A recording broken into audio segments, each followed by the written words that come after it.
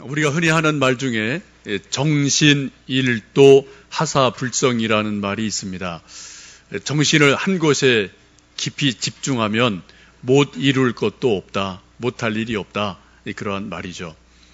여러분도 젊어서 선생님들에게, 부모님들에게 이런 말 많이 들으셨을 테고, 또 여러분 부모님이 되고 어른이 되어서 우리 자녀들에게 이러한 말을 하신 적이 여러 번 있으실 겁니다.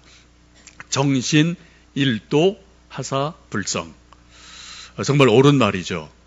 우리가 살고 있는 이 시대를 보면은 정신을 한 곳에 오롯하게 집중하기가 결코 쉽지 않은 시대를 우리는 살아갑니다.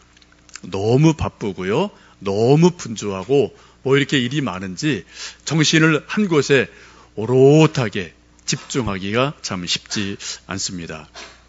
드라마 볼 때나 영화 볼 때는 집중이 되지만 책을 볼 때, 혹은 성경을 읽을 때, 혹은 기도할 때, 혹은 묵상하며 기도할 때, 여러분 30분, 1시간 이렇게 좀 정말 아무것도 방해받지 않고 오로지 쭉 성경에, 기도에 집중해 보신 적이 요 근래 언제 좀 있으십니까?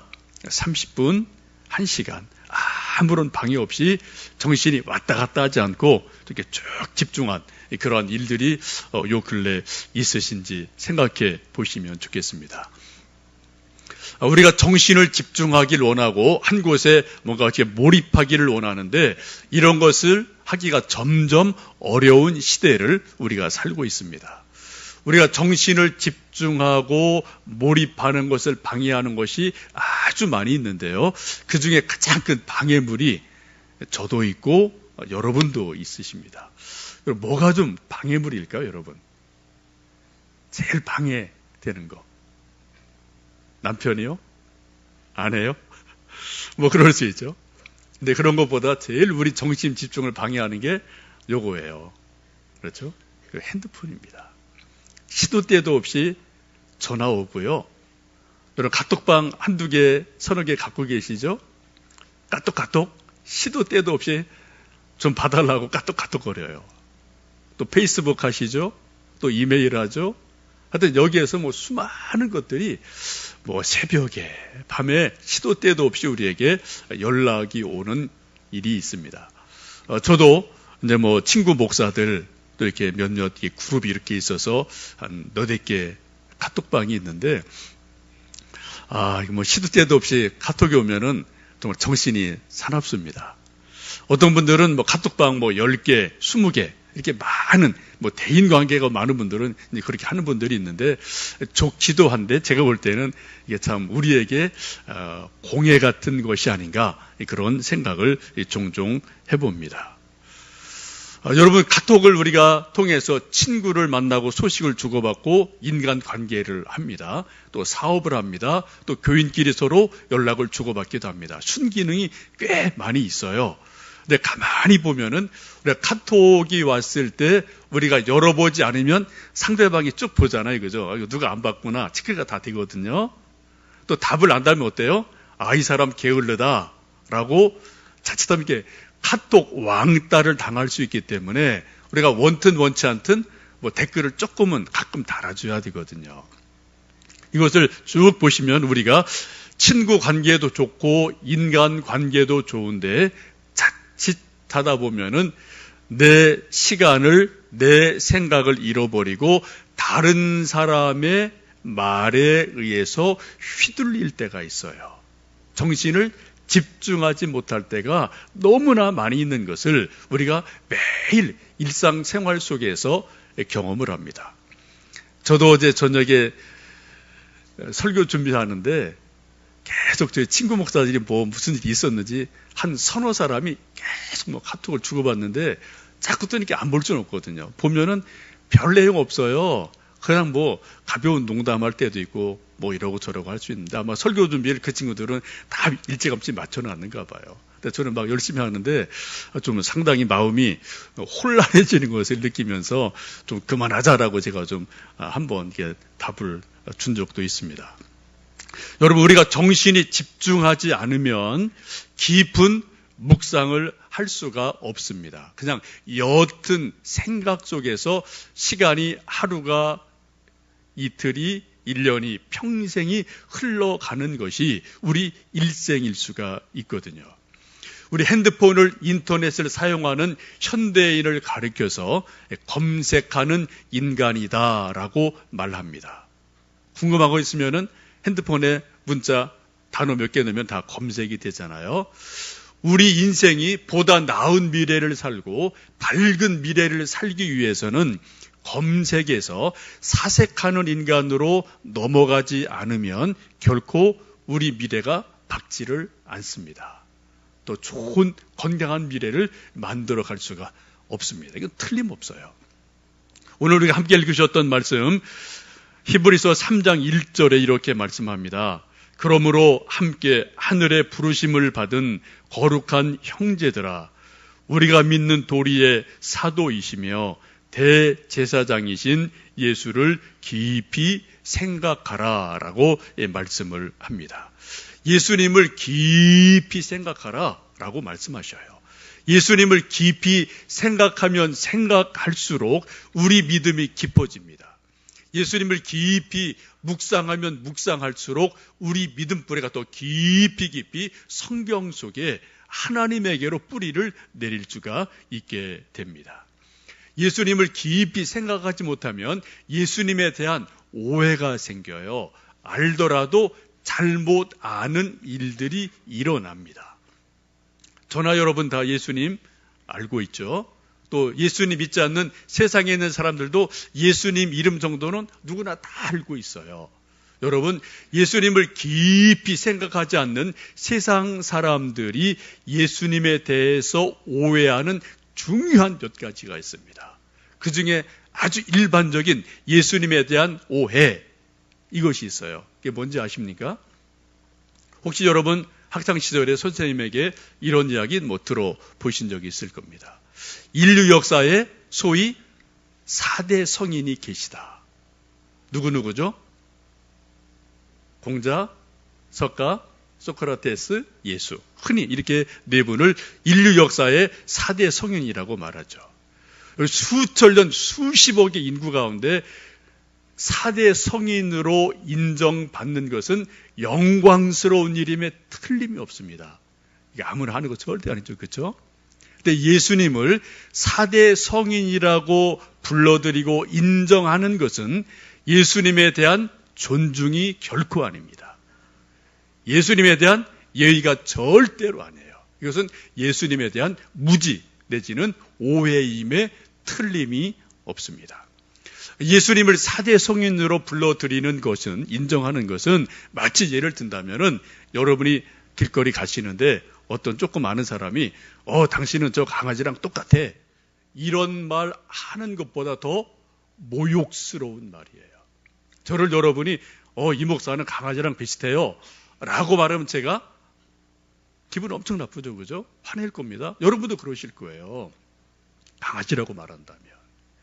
예수님을 4대 성인으로 말하고 인정하는 것은 이것보다 더 심각한 오해이고 잘못 아는 일임에 틀림이 없습니다.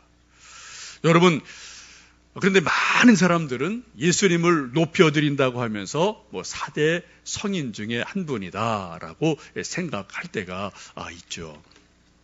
20세기 영성가이고 옥스퍼드 대학의 교수이기도 했고 많은 책을 쓴 C.S. 루이스라는 분이 있습니다.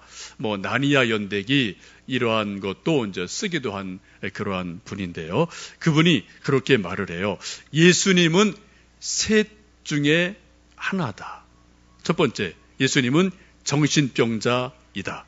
아니면 지옥의 악마일 수 있다. 아니면 하나님의 아들이시다.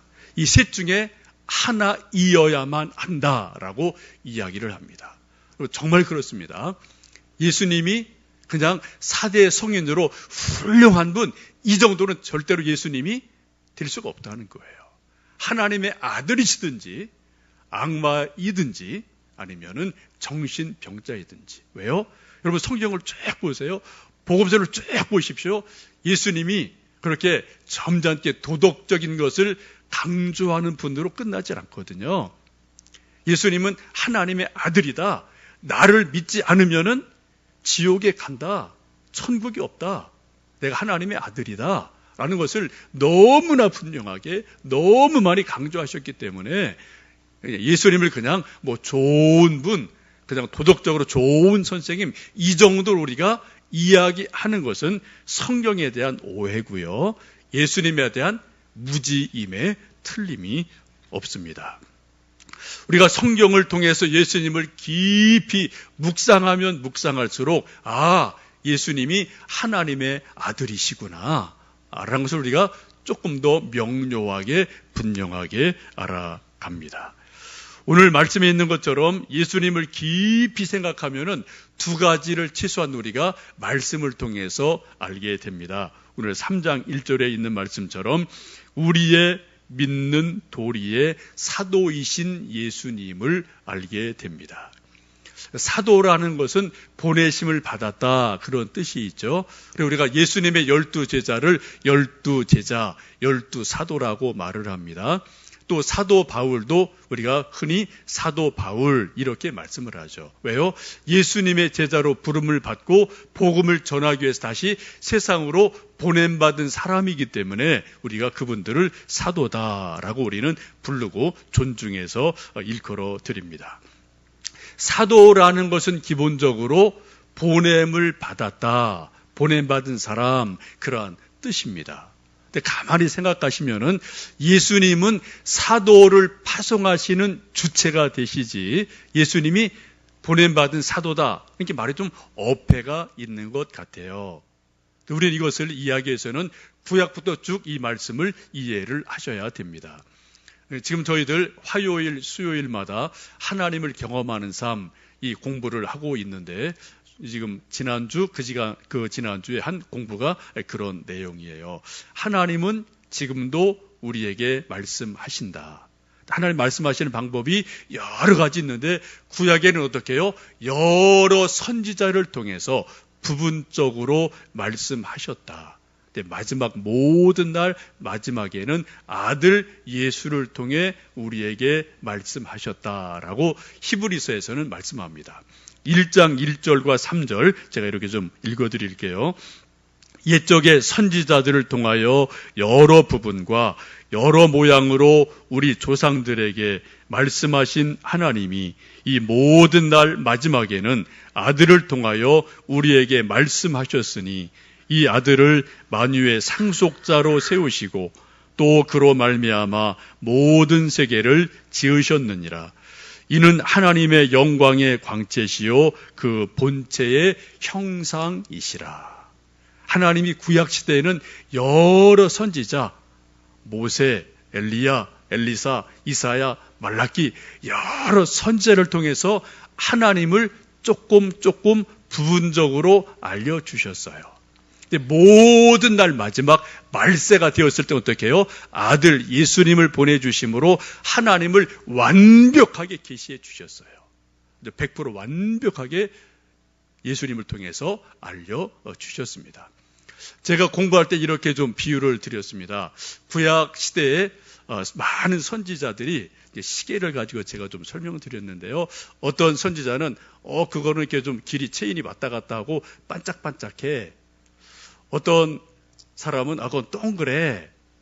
아니 또 그 속에 보니까 뭐 어떤 뾰족뾰족한 바늘이 있던데, 아니 그게 움직이던데, 아니 거기 뭐 1, 2, 3 숫자가 써 있던데, 이렇게 많은 선지자들이 시계를 설명할 때 한 부분만 설명을 한 거예요. 근데 예수님께서 오셔서 이것을 시계를 딱 보여주시면서 이게 바로 시계다라고 시계 전체를 딱 보여주시고 완벽하게 시계를 보여주시는 것, 이런 것으로 이해를 하시면 좋겠습니다. 시계를 한번 완전하게 봤으면 더 이상 시계에 대한 부분적인 설명이 필요하지를 않아요. 왜요? 시계 전체를 봤기 때문에 그렇습니다. 우리가 예수님을 알게 되면 하나님을 알게 됩니다. 더 이상 필요가 없어요. 설명이 필요가 없거든요. 여러분, 예수님을 정말 바르게 알고 깊이 생각하고 묵상하시고 이해하시면 하나님에 대해서 100% 완벽하게 아시게 됩니다. 더 이상 다른 도움이 필요 없어요. 여러분, 예수님을 깊이 생각하시고 묵상하시고 예수님을 통해 우리에게 알려주시는 그 하나님을 우리가 온전하게 아시는 은혜가 있기를 간절히 축복합니다. 또 그 다음 1절 보시면 예수님을 대제사장이라고 말씀하죠. 이것도 구약과 연결돼서 우리가 이해를 해야 됩니다. 제사장이라는 말을 라틴어로 폴티펙스라고 한답니다. 이것은 교량, 다리를 놓는 사람, 그러한 뜻이 있어요. 제사장 역할이 무엇입니까? 하나님과 인간 사이에 다리를 놓아주는 역할을 제사장이 하지요. 1년에 한 번, 두 번 성소에 들어가서 백성들의 죄를 다 하나님께 아뢰고 양으로 소로 제사를 드리고 하나님께 죄 용서받는 일을 대제사장이 하게 됩니다. 지금도 수많은 사람들이 하나님을 알기 위해서, 하나님께 도달하기 위해서 이 땅에서 무진 애를 쓰고 있어요. 어떤 분은 철학을 평생 공부합니다. 어떤 분은 돌을 닦아요. 어떤 분은 또 이런저런 종교에 심취해서 신을 추구하기도 합니다.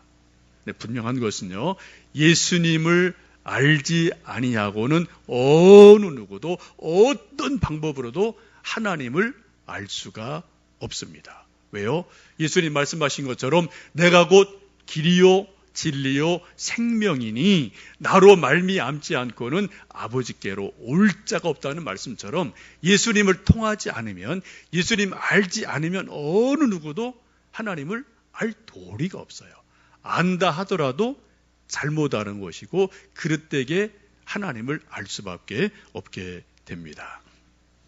여러분, 예수님을 깊이 생각하고 묵상하면 그만큼 하나님을 올바르게 알게 됩니다. 정확하게 알게 돼요.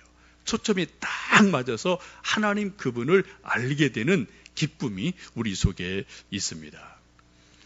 여러분, 깊이 예수님을 생각한다는 것을 다른 말씀으로 드리면 깊이 묵상한다라고 보시면 좋겠습니다. 예수님을 깊이 묵상하려면은 마음이 집중되셔야 돼요.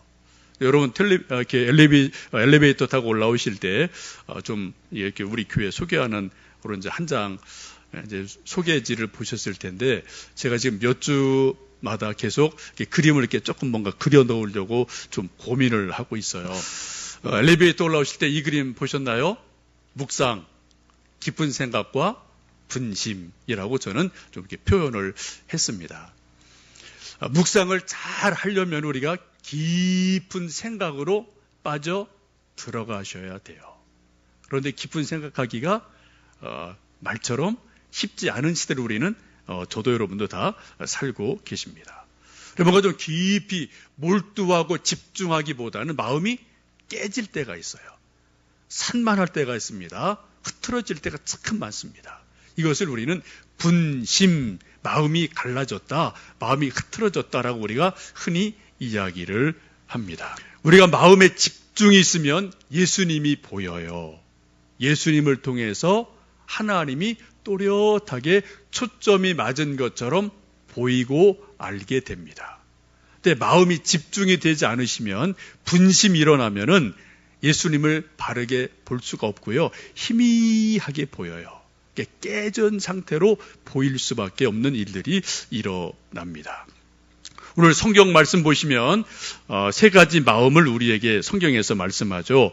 완고한 마음, 미혹된 마음, 악한 마음, 이런 마음이 우리들에게 있다. 특별히 출애굽기 시대의 조상들에게 있었다라고 오늘 성경에서 쭉 말씀을 하고 있습니다.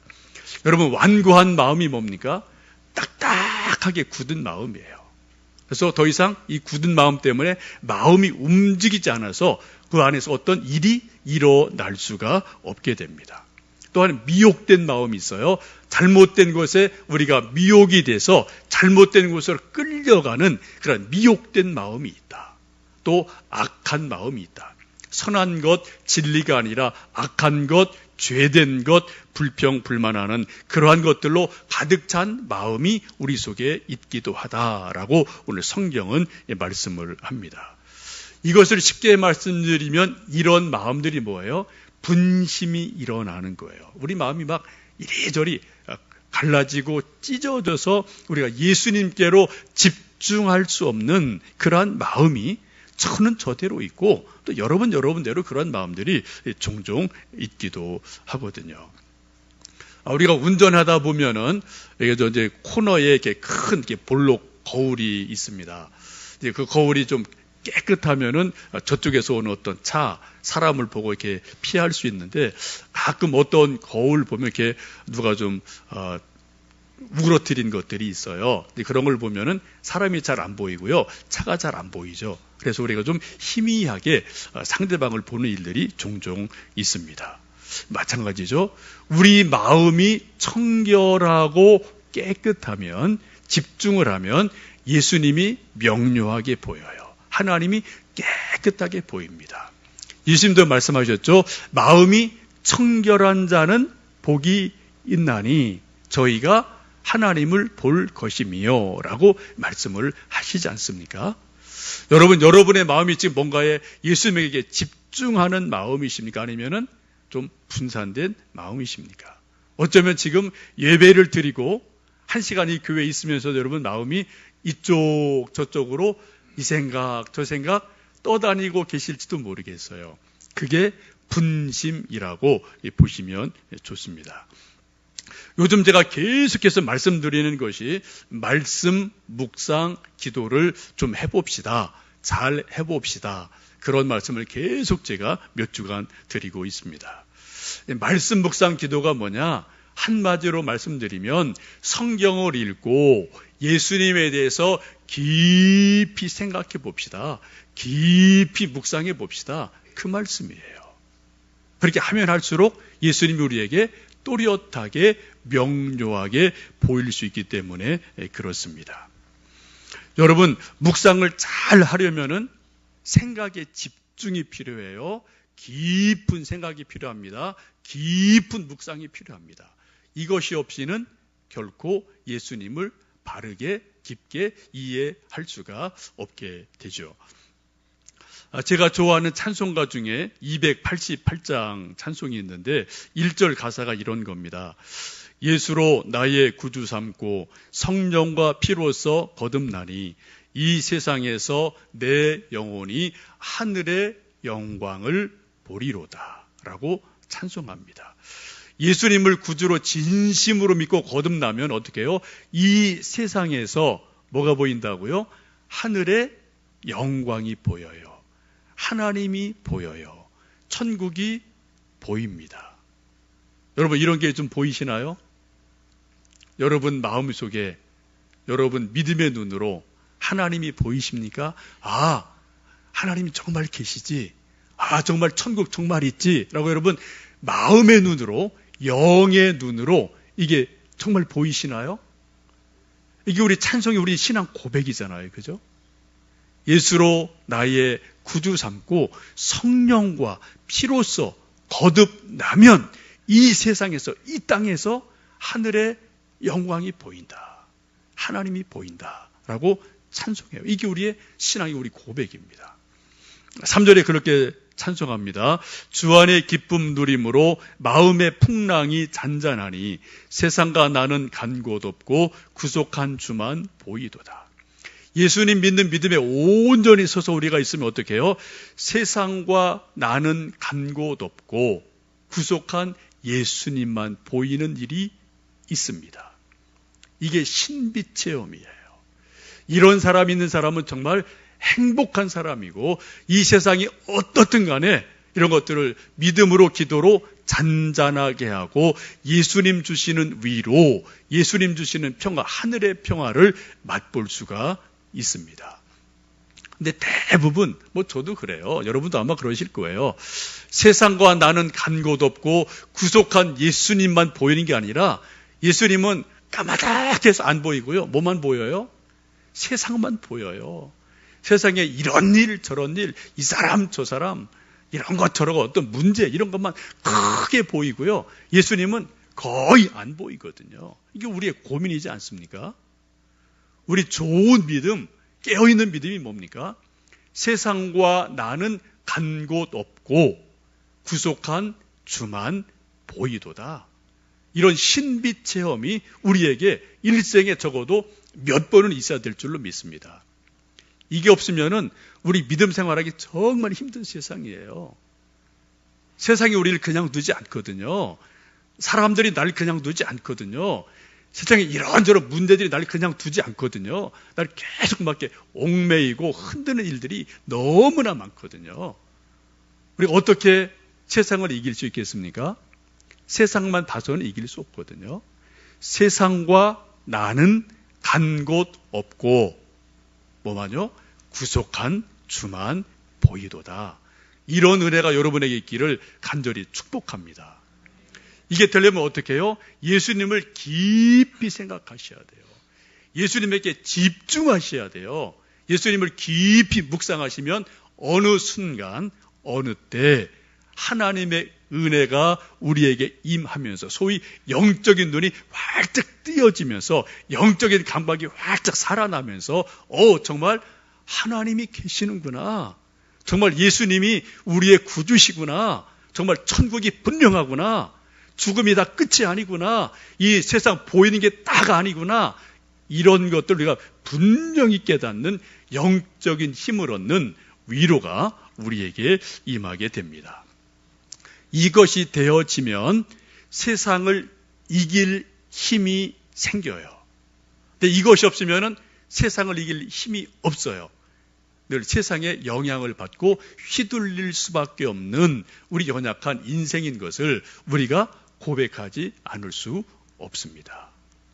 우리 믿음 뿌리가 어디입니까? 예수님이잖아요. 예수님이잖아요.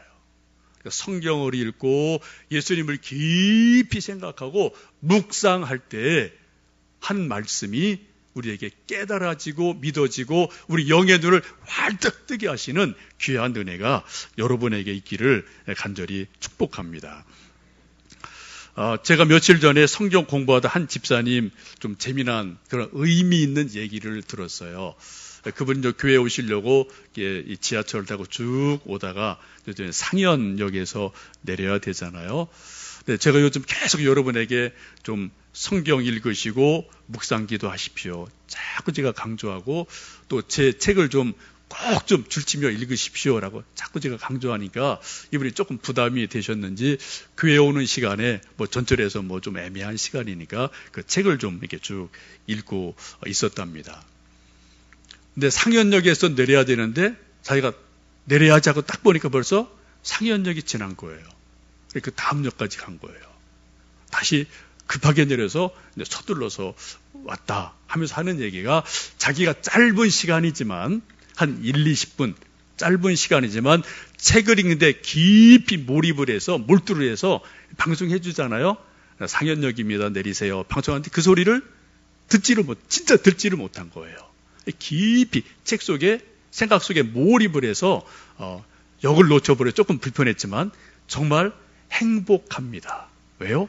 뭔가에 몰입할 수 있다는 것, 뭔가 깊은 생각하고 집중할 수 있다는 게 너무나 행복합니다. 그런 이야기를 하는 것을 들은 적이 있습니다.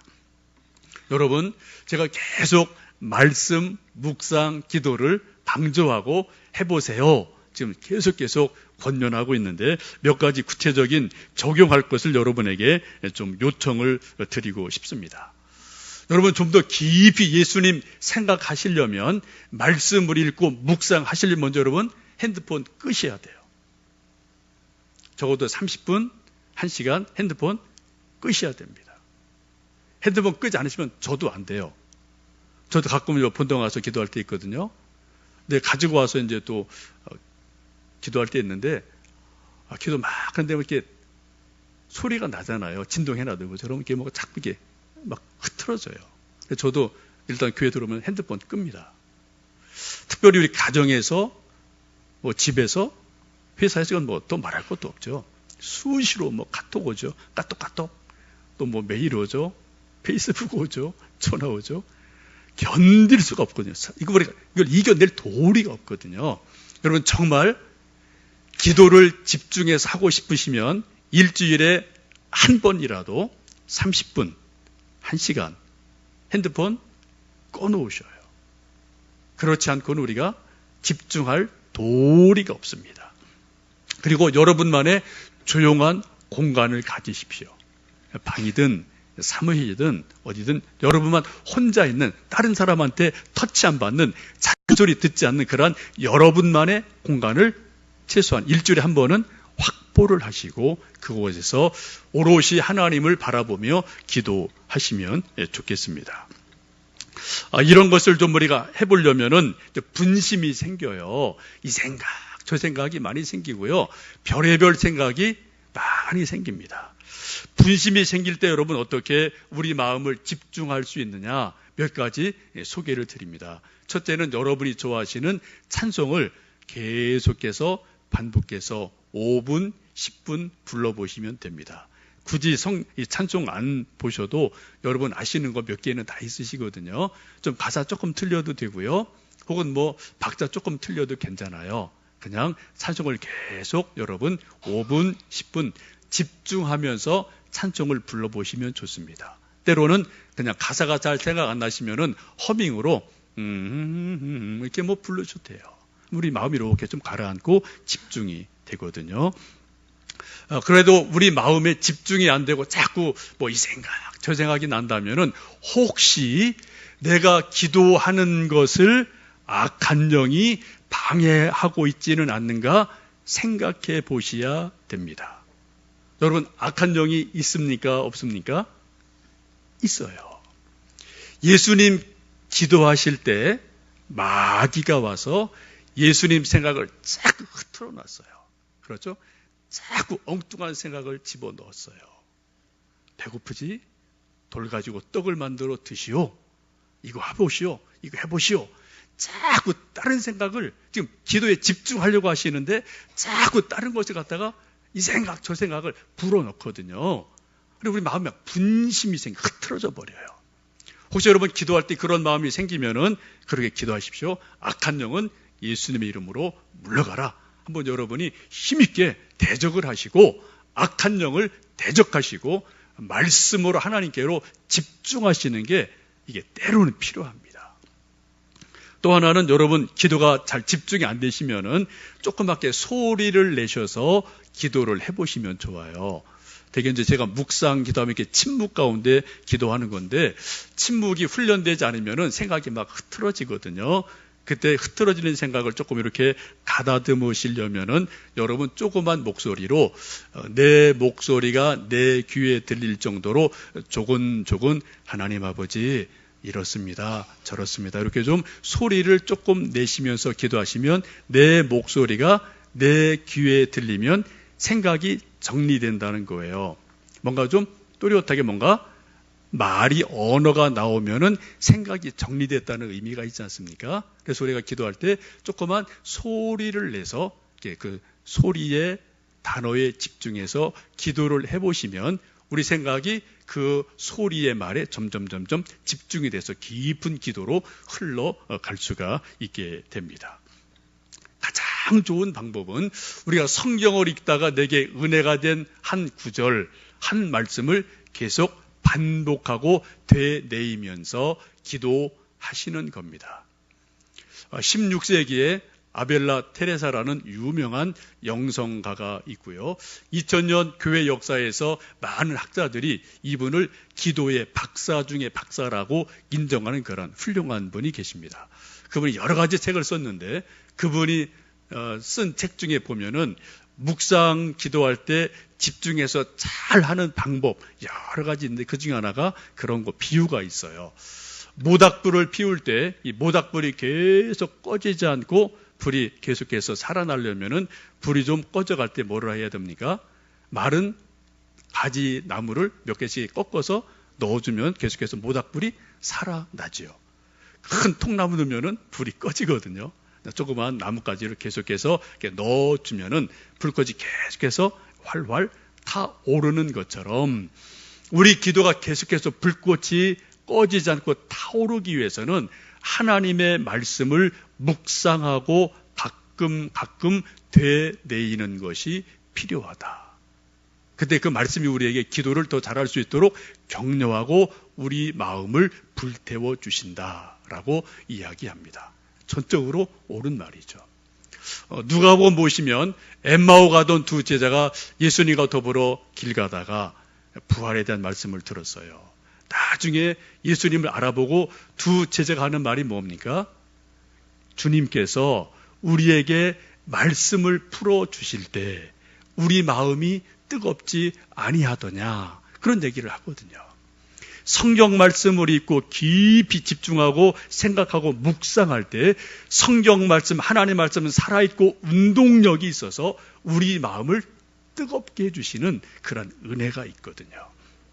여러분, 이번 한 주간도 최소한 한 번 정도는 30분 아니면 1시간, 시간을 좀 잘라내셔서 찬송 부르시고 성경 시편 어디 읽어보시고, 제가 매주일 거기 주보에 그날 시편을 좀 매일매일 하나씩 알려드리죠. 아니면 오늘 본문 말씀을 읽어보시고 집중하셔서 묵상하시면서 정말 이 말씀이 살아있구나. 예수님을 깊이 생각해 보니까 정말 하나님이 보이는구나. 하나님이 느껴지는구나. 하나님의 은혜가 있구나. 하나님의 능력이 있구나. 이런 것들을 저는 저대로, 여러분은 여러분대로 누리시는 복된 하루가 되셨으면 좋겠습니다.